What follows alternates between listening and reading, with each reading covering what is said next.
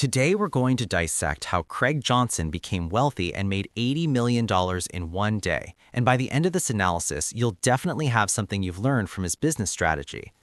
Craig Johnson grew up with automotive grease under his nails and a family auction business locked into his mind. And what started as a local car sale became, under his watch, the greatest collector car spectacle. Craig Jackson didn't inherit a static business. He inherited a passion and then turned that passion into a global entertainment brand built around automobiles, high drama, and yes, big money. Craig worked every corner of the operation, literally starting on trash duty, and those early lessons stuck. The company his father and Tom Barrett started in 1971 was a neighborhood event that raised money for local causes.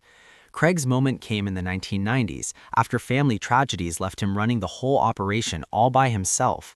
By 1995, he was running Barrett Jackson full-time, and he immediately started looking outward toward television, spectacle, and broader audiences. That decision to turn a quiet collector scene into a live televised event is a classic case of rethinking distribution. He sold not just cars, but an experience that people wanted to be part of. The first bold step that changed everything was getting the auctions on TV in 1996. Before that, collector car auctions were small events, a friendly crowd in a tent. Craig struck a deal to broadcast the event, and suddenly millions could see the drama of the block: hammer slams, surprised bids, celebrity cars, emotional consigners, and more.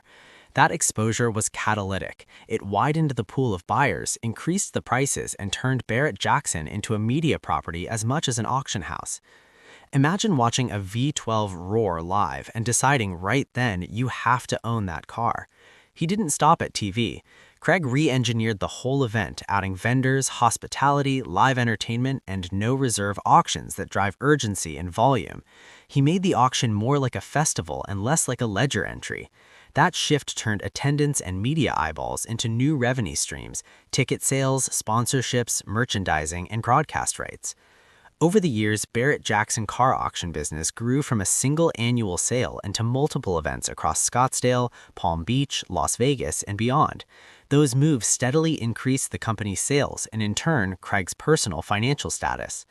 Over time, the business became so valuable that in 2022, a global events giant stepped in.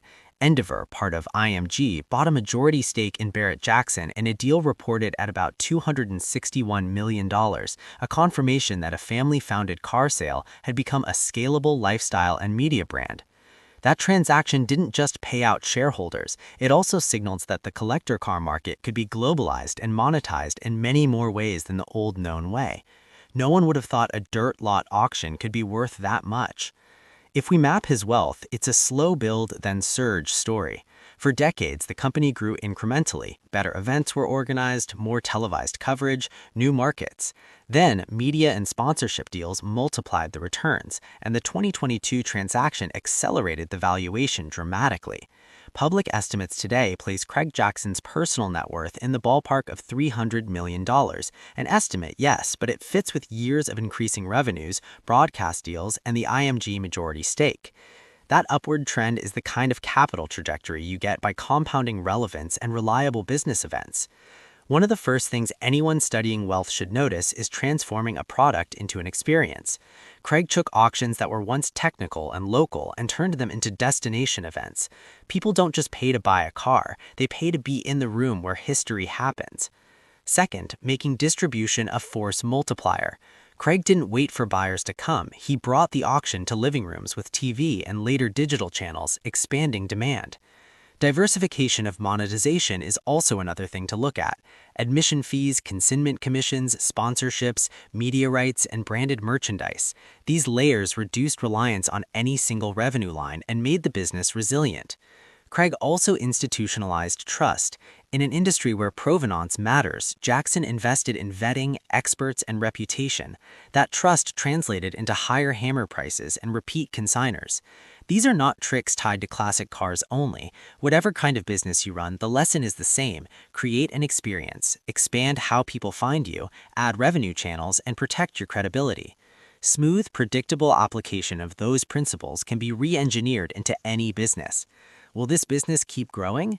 My take is yes. Collector markets transform and flow with macro wealth trends and demographics.